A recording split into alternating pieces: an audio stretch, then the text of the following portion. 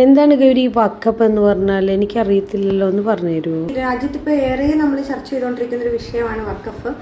വഖഫ് ഭേദഗതി ബിൽ ഇപ്പോൾ നിയമമായിരിക്കുകയാണ്. പലർക്കും സംശയമാണ് എന്താണ് വഖഫ് എന്നുള്ളത്. 1995 വഖഫ് നിയമത്തിൽ ധാരാളം ഭേദഗതികൾ ഇപ്പോൾ കേന്ദ്ര സർക്കാർ വരുത്തിയിട്ടുണ്ട്. അതെന്തൊക്കെയാണെന്നും കൂടെ നമുക്ക് ചർച്ച ചെയ്യേണ്ടതായിട്ടുണ്ട്. അപ്പോൾ എന്താണ് വഖഫ് എന്ന് ചോദിച്ചാൽ, ഇസ്ലാമിക വിശ്വാസമനുസരിച്ച് മതപരമായ ആവശ്യങ്ങൾക്കോ ആത്മീയപരമായിട്ടുള്ള ആവശ്യങ്ങൾക്കോ ജീവകാരുണ്യപരമായിട്ടുള്ള ആവശ്യങ്ങൾക്കോ ഒക്കെ അള്ളാഹുവിൻ്റെ പേരിൽ സമർപ്പിക്കുന്ന വസ്തുവിനെയോ സ്വത്തിനെയോ ഭൂമിയോ ഒക്കെയാണ് നമ്മൾ വഖഫ് എന്ന് വിളിക്കുന്നത്.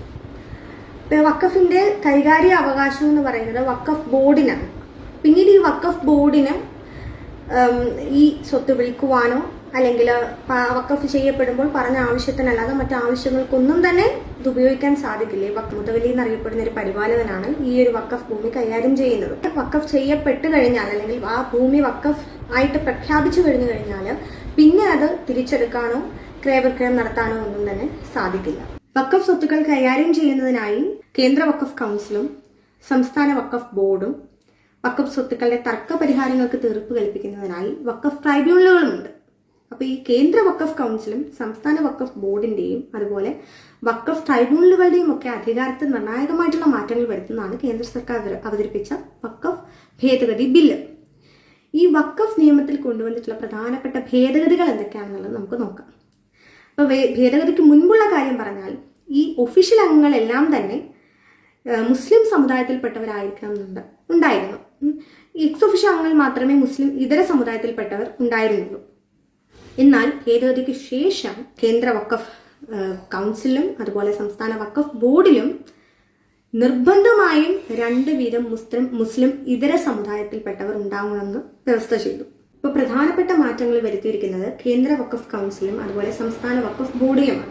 കേന്ദ്ര വഖഫ് കൗൺസിൽ നേരത്തെ 19 അംഗങ്ങളായിരുന്നുവെങ്കിൽ അത് ഇപ്പോൾ 21 അംഗങ്ങളാക്കി ഭേദഗതി ചെയ്തു. അപ്പോൾ 19 അംഗങ്ങൾ ആരൊക്കെയാണെന്നുള്ളത് നമുക്കറിയാം. ആദ്യം അധ്യക്ഷനാണ്. കേന്ദ്ര വഖഫ് കൗൺസിലിന് ഒരു അധ്യക്ഷനുണ്ട്. അത് വഖഫ് ചുമതലയുള്ള കേന്ദ്രമന്ത്രിയാണ് അധ്യക്ഷൻ.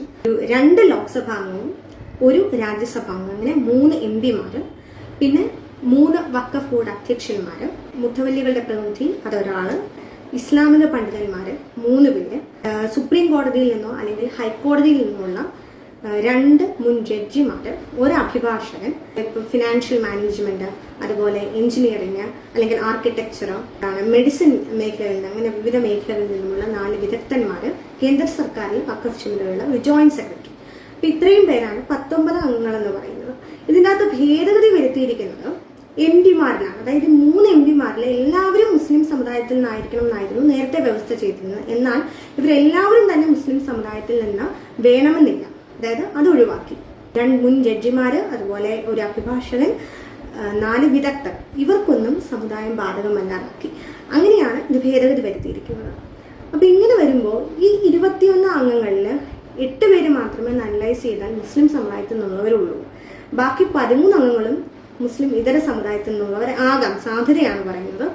ഇവരെല്ലാവരും തന്നെ മുസ്ലിം സമുദായത്തിൽ നിന്നുള്ള ഉള്ളവരാവണം എന്നായിരുന്നു നേരത്തെ. എന്നാൽ ഭേദഗതി ചെയ്തതിന് ശേഷം ഇവരൊന്നും തന്നെ എല്ലാവരും തന്നെ, അതായത് MP-മാരോ അല്ലെങ്കിൽ ഈ വിദഗ്ധർ അവരെല്ലാവരും തന്നെ മുസ്ലിം സമുദായത്തിൽ നിന്നുള്ളവർ ആവണമെന്നില്ലാതാക്കി. അപ്പോൾ സ്വാഭാവികമായി നോക്കുമ്പോൾ ആർക്ക് അനുകൂലമായിട്ടായിരിക്കും തീരുമാനങ്ങൾ, ഇപ്പോൾ വഖഫ് സ്വത്തുക്കൾക്ക് എന്തെങ്കിലുമൊക്കെ തർക്കങ്ങൾ വന്നാൽ ആർക്ക് അനുകൂലമായിട്ടായിരിക്കും തീരുമാനമെടുക്കുന്നത് നമുക്ക് സ്വാഭാവികമായും ചിന്തിച്ചാൽ മനസ്സിലാവും. പല സമുദായങ്ങളെടുത്താൽ, ഹൈന്ദവ സമുദായം എടുത്താലോ അല്ലെങ്കിൽ ക്രിസ്ത്യൻ സമുദായം എടുത്താലോ ഒക്കെ അവരുടെ ട്രസ്റ്റുകളുടെയോ അല്ലെങ്കിൽ അവരുടെ ചർച്ചുകളുടെയോ ഒക്കെ സ്വത്തുക്കൾ കൈകാര്യം ചെയ്യുന്നത് അവരുടെ ബോർഡ് മെമ്പേഴ്സ് തന്നെയാണ്, അവരുടെ സമുദായത്തിൽ നിന്നുള്ളവർ തന്നെയാണ്. മറ്റ് സമുദായത്തിലെ അംഗങ്ങളെ അവർ ഉൾപ്പെടുത്താറില്ല. അപ്പൊ എന്തുകൊണ്ട് മുസ്ലിം സമുദായത്തിനോട് മാത്രം ഈ ഒരു അനീതി കാണിക്കുന്നു എന്നുള്ളൊരു ചോദ്യചിഹ്നമാണ്. It's my perspective. സംസ്ഥാന വഖഫ് ബോർഡിൽ വരുത്തിയിട്ടുള്ള ഭേദഗതികൾ എന്തൊക്കെയാണെന്നുള്ളതാണ്.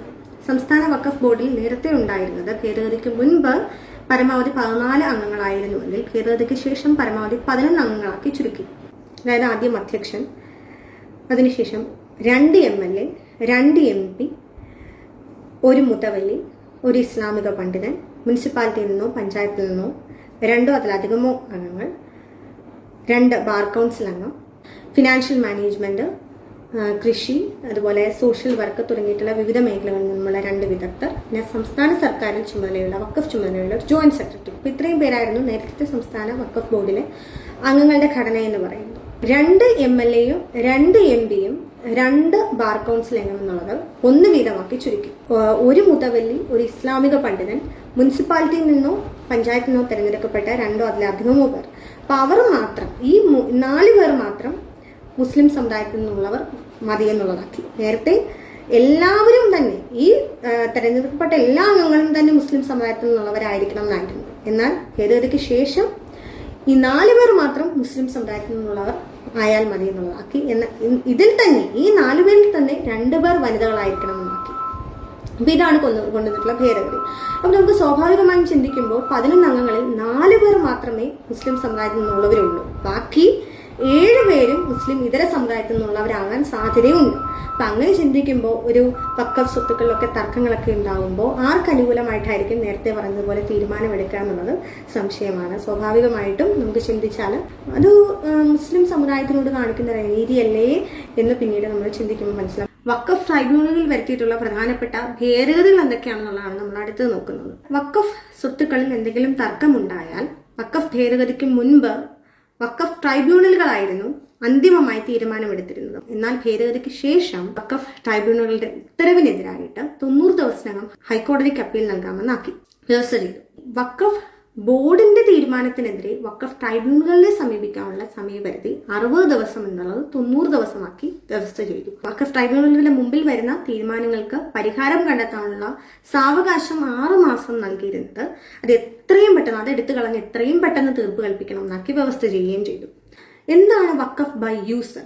വഖഫായിട്ട് സമർപ്പിച്ചിട്ടില്ലാത്ത എന്നാൽ മതപരമായും ജീവകാരുണ്യപരമായിട്ടുള്ള ആവശ്യങ്ങൾക്ക് വേണ്ടിയിട്ട് ഉപയോഗിക്കുന്ന, ദീർഘകാലം ഉപയോഗിക്കുന്ന വസ്തുക്കളെയാണ് വഖഫ് ബൈ യൂസർ എന്ന് വിളിക്കുന്നത്. എന്നാൽ ഭേദഗതിക്ക് ശേഷം ഇനി വഖഫ് ബൈ യൂസർ ഭൂമികളൊന്നും തന്നെ അനുവദിക്കില്ല. കാരണം ഇതെല്ലാം തന്നെ ഓറലി പറഞ്ഞു വെച്ചിരിക്കുന്ന ഭൂമികളാണ്. വഖഫ് ബൈ യൂസർ എന്ന് പറയുന്നത് ലീഗൽ ഡോക്യുമെന്റേഷൻസ് ഒന്നും തന്നെ ഈ ഭൂമികൾക്ക് ഇല്ല. അപ്പോൾ ഈ ഭേദഗതി വരുമ്പോഴത്തേക്കിനും ഈ ലീഗൽ ഡോക്യുമെന്റേഷൻസ് അവിടെ വരികയാണ്. അതായത് നമുക്ക് ക്ലെയിം ചെയ്യാൻ പറ്റും. കാരണം ലീഗൽ ഡോക്യുമെന്റേഷൻസ് ഉണ്ടെങ്കിൽ വാലിഡിറ്റി ഉണ്ടല്ലോ. ഏതൊരു സാധനത്തിനും ലീഗൽ ഡോക്യുമെന്റേഷൻസ് ഉണ്ടെങ്കിൽ അതിന് കുറച്ചുകൂടി വാലിഡിറ്റി ഉണ്ട്. അപ്പം നമുക്ക് ക്ലെയിം ചെയ്യാൻ പറ്റും. കാരണം റെട്രോസ്പെക്റ്റീവ് ആയിട്ടുള്ള എഫക്ട്സ് അതിനുണ്ടായിരിക്കത്തില്ല. പക്ഷേ എങ്കിൽ പോലും ഈ ഓറലി പറഞ്ഞു വെച്ചിരിക്കുന്നതാണ് 90%, 90% ഓഫ് പ്രോപ്പർട്ടി എന്ന് പറയുന്നത് ലീഗൽ ഡോക്യുമെന്റേഷൻസ് ഇല്ലാത്തതാണ് വഖഫ് ഭൂമികൾ എന്ന് പറയുന്നത്. അപ്പോൾ ഇങ്ങനെ ഭേദഗതി വരുമ്പോൾ ഭാവിയിൽ ഈ മുസ്ലിം സമുദായത്തിൽ തന്നെ അവിടെ പ്രശ്നങ്ങൾ ഉണ്ടാകാം, പ്രതിസന്ധി ഉണ്ടാകാനുള്ള സാധ്യതയുണ്ട്. അവരുടെ കയ്യിൽ നിന്ന് ഭൂമി നഷ്ടപ്പെടാനുള്ള സാധ്യത ഉണ്ട്. അപ്പോൾ അതൊരു ഭേദഗതിയുടെ നെഗറ്റീവ് എഫക്റ്റ് ആണ്. വഖഫ് സ്വത്താണോ അല്ലെങ്കിൽ സർക്കാരിന്റെ സ്വത്താണോ എന്നുള്ളൊരു തർക്കം അവിടെ ഉണ്ടായാൽ അതിന് അന്വേഷണം നടത്തുന്നത് കളക്ടറെയാണ് നിയമിച്ചിരിക്കുന്നതിന് അന്വേഷണം നടത്താനായി. അതുപോലെ തന്നെ വഖഫ് ഭൂമികളുടെ രജിസ്ട്രേഷൻ മുഴുവനും കളക്ടറുമായിട്ട് ബന്ധപ്പെട്ടാണ്. വഖഫ് ഭൂമികൾ സർവേ നടത്താനുള്ള അധികാരം കളക്ടർക്കാണ്. വഖഫ് ഭൂമിയാണോ അല്ലയോ എന്ന് നോട്ടിഫൈ ഉള്ള അധികാരം കളക്ടർക്കാണ്. കളക്ടർ എന്ന് പറയുന്നത് സർക്കാരിന്റെ ഒരു അധികാരിയാണ്. അതുകൊണ്ട് തന്നെ ആർക്ക് അനുകൂലമായിട്ടായിരിക്കും തീരുമാനമെടുക്കുന്നത്? സ്വാഭാവികമായിട്ടും സർക്കാരിന് അനുകൂലമായിട്ടായിരിക്കും കളക്ടർ തീരുമാനമെടുക്കുന്നത്. അപ്പോൾ സർക്കാർ എന്ന് പറയുന്നത് ഈ വഖഫ് ബോർഡിന് മേലെ ഒരു അധികാരത്തിലേക്ക് വരും. അതായത് വഖഫ് ബോർഡിന്റെ മേലെ എപ്പോഴും സർക്കാരിന്റെ ഒരു പിടി അവിടെ ഉണ്ടായിരിക്കും. അപ്പൊ ഈ തർക്കം തീരുന്നത് വരെ ഈ ഭൂമി എന്ന് പറയുന്നത് വഖഫ് ഭൂമിയായിട്ട് കണക്കാക്കുകയുമില്ല. ഇതിന്റെ ഇടയ്ക്ക് എന്ത് വേണമെങ്കിലും സംഭവിക്കാം. ചിലപ്പം സർക്കാർ മുസ്ലിം സമുദായത്തിന് അനുകൂലമായിട്ടായിരിക്കാം അല്ലെങ്കിൽ പ്രതികൂലമായിട്ടായിരിക്കാം തീരുമാനമെടുക്കുന്നത്. അപ്പം സ്വാഭാവികം ഇപ്പോഴത്തെ ഒരു സാഹചര്യം വെച്ചിട്ട് തീർച്ചയായിട്ടും മുസ്ലിം സമുദായത്തിന് പ്രതികൂലമായിട്ടായിരിക്കും തീരുമാനമെടുക്കാനുള്ള സാധ്യത കൂടുതൽ. അതുകൊണ്ട് തന്നെ കളക്ടർ അധികാരത്തിലേക്ക് വരുമ്പോൾ ഉള്ളൊരു നെഗറ്റീവ് സൈഡാണ് ഈ ഒരു ഭേദഗതിയുടെ നെഗറ്റീവ് സൈഡാണ് എന്ന് പറയുന്നത്. ആർക്കൊക്കെ വഖഫ് നൽകാമെന്നുള്ളതാണ് അടുത്തത്. അതായത് 5 വർഷമായിട്ട് മുസ്ലിം മതം പിന്തുടരുന്ന ഒരാൾക്ക് മാത്രമേ വഖഫ് നൽകാനുള്ള അവകാശമുള്ളൂ. 5 വർഷമായിട്ട് മുസ്ലിം മതം പിന്തുടരുന്നു എന്നുള്ളതിനെ ബോധിപ്പിക്കുകയോ അല്ലെങ്കിൽ പ്രകടിപ്പിക്കുകയോ ചെയ്യണം. എന്നാൽ എനിക്ക് തോന്നുന്നത് ബോധിപ്പിക്കുക എന്ന് പറയുമ്പോൾ രേഖകൾ സമർപ്പിക്കണമായിരിക്കാം.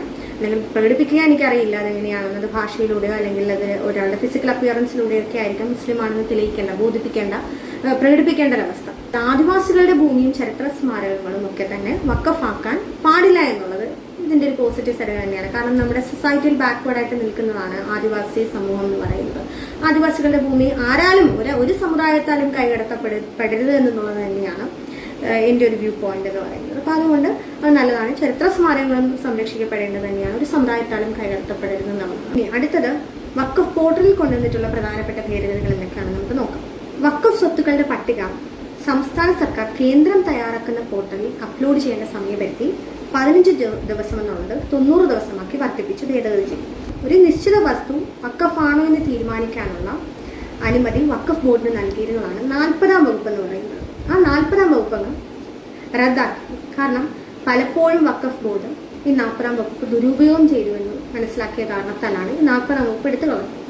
ബില്ല് കൊണ്ടുവന്നിട്ടുള്ള മറ്റു വ്യവസ്ഥകളാണ് വഖഫ് അൽ ഔലാദ് എന്ന് പറയുന്നത്. അതായത് സ്വകാര്യ വഖഫ്, സ്ത്രീകൾ അടക്കമുള്ളവർക്ക് സ്വത്തുക്കളിൽ പിന്തുടർച്ചാവകാശം നിഷേധിക്കരുത് അല്ലെങ്കിൽ വേണമെന്നുള്ള വ്യവസ്ഥ ചെയ്തുകൊണ്ടുള്ളതാണ്. അതുപോലെ തന്നെയാണ് വഖഫ് സ്വത്തുക്കളുടെ മേലുള്ള പരിപാലനം മുത്തവല്ലി ഏകദേശം 7% വഖഫ് ബോർഡിന് വിഹിതം നൽകണം എന്നുള്ളത് 5% കുറച്ചതും ഭേദഗതി വരുത്തിയിരിക്കുന്നതാണ്. വഖഫ് ബോർഡിന്റെ CEO മുസ്ലിം ആയിരിക്കണം എന്ന് നിർബന്ധമില്ല. ഇതര സമുദായത്തിൽ നിന്നുള്ള ആളും വഖഫ് ബോർഡിന്റെ CEO ആകാം എന്നുള്ളതാണ് മറ്റൊരു ഭേദഗതി എന്ന് പറയുന്നത്. ചുരുക്കത്തിൽ ലീഗൽ ഡോക്യുമെന്റേഷൻ ഇല്ലാത്ത ഏതൊരു ഭൂമിയുടെ മേലും കോണ്ടസ്റ്റിംഗ് വരാം.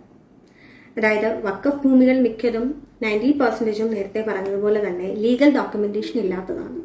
അപ്പം അങ്ങനെ വരുമ്പം കോണ്ടസ്റ്റിംഗ് വരാം. വലിയ വലിയ ദർഗകളും അതുപോലെ പള്ളികളും മദ്രസകളും ഈദ്ഗാഹുകളും ഒക്കെ പൊളിക്കപ്പെടാം ഭാവിയിൽ, അല്ലെങ്കിൽ തകർക്കപ്പെടാനുള്ള സാധ്യതയുണ്ട്. അതിലൊക്കെ പ്രതിസന്ധികൾ വരാനുള്ള സാധ്യതയുണ്ട്. നമുക്ക് ഏറ്റവും വലിയ ഉദാഹരണമായി പറയാവുന്നതാണല്ലോ 1992 ഡിസംബറിൽ ബാബറി മസ്ജിദ്, സുപ്രീം കോടതി വിധി അനുസരിച്ച് ബാബറി മസ്ജിദ് തകർത്ത് അവിടെ രാമക്ഷേത്രം പണിതതൊക്കെ. അപ്പോൾ അത് ഭാവിയിൽ ധാരാളം ചരിത്രപരമായിട്ടുള്ള ധാരാളം വാദങ്ങൾ ആ പള്ളിയുടെ മേലുണ്ടായിട്ടുള്ളത് കൊണ്ട് തന്നെ അത്തരം പ്രതിസന്ധികൾ മുസ്ലിം സമുദായത്തിന് നേരിടേണ്ടതായിട്ട് വരും ഇത്തരം അമെൻമെന്റുകൾ വരുന്നതോടുകൂടി. അത് മാത്രവുമല്ല, സമൂഹത്തിൽ ഭിന്നത സൃഷ്ടിക്കാനുള്ള സാധ്യത കൂടുതലാണ്. അതുപോലെ മുസ്ലിം സമുദായത്തിന്റെ മേലുള്ള അല്ലെങ്കിൽ മുസ്ലിം സമുദായത്തിന്റെ അവകാശങ്ങൾക്ക് മേലുള്ള ഒരു കൈകടത്തലാണ്. അവരുടെ അവകാശങ്ങൾ കവരുന്നതാണ് ഇത്തരം അമെൻമെന്റുകൾ എന്ന് പറയുന്നത്. അല്ലെങ്കിൽ മതപരമായിട്ടുള്ള കാര്യങ്ങളുള്ള ഒരു കൈകടത്തലാണ്. പിന്നെ ഒരു മതം പിന്തുടരുന്നതിന് സർക്കാരിന്റെ സർട്ടിഫിക്കറ്റ് കാണിച്ച് ബോധിപ്പിക്കേണ്ട ഒരവസ്ഥയിലേക്ക് വരുന്നു എന്നുള്ളതാണ് ഇത്തരം അമെൻമെന്റുകളുള്ള പ്രശ്നം. അപ്പോൾ അത് മാത്രവുമല്ല, ഇന്ത്യയുടെ ഭരണഘടന എന്ന് പറയുന്നത് മഹത്തരമായ ഭരണഘടനയാണ്. അപ്പോൾ ആ ഭരണഘടനയിൽ വിശ്വസിക്കുന്ന ആളുകൾ ഭരണഘടന നിലനിൽക്കുമോ എന്നുള്ളൊരു ആശങ്ക ഇത്തരം അമെൻമെന്റുകളിലൂടെ വരുന്നുണ്ട്. അപ്പം അതുകൊണ്ട് തന്നെ ഈ വഖഫ് നിയമത്തിൽ കൊണ്ടുവന്നിട്ടുള്ള ഭേദഗതിയെ ശക്തമായി തന്നെ ഞാൻ എതിർക്കുന്നു.